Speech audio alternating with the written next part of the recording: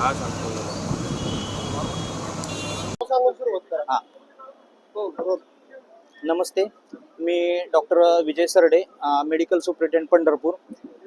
कालपासून आपल्या पंढरपूरमध्ये आपले आमदार रोहितदादा पवार हे उपोषणाला बसलेले आहेत. तर त्यांची आजची सकाळची वैद्यकीय तपासणी करण्यात आलेली आहे. त्यामुळे दादांचा BP 110/80 आणि शुगर ही आता 94 आहे. तर सध्या दादाची तब्येत सेटल आहे. थोडंसं डोकं दुखतंय, त्यासाठी दादांना पाणी घ्यायची आम्ही विनंती केलेली आहे आणि विश्रांतीचा सल्ला दिलेला आहे.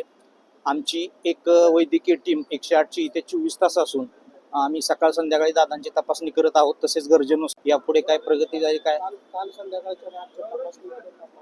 नाही, सध्या तरी काही तफावत नाही आहे.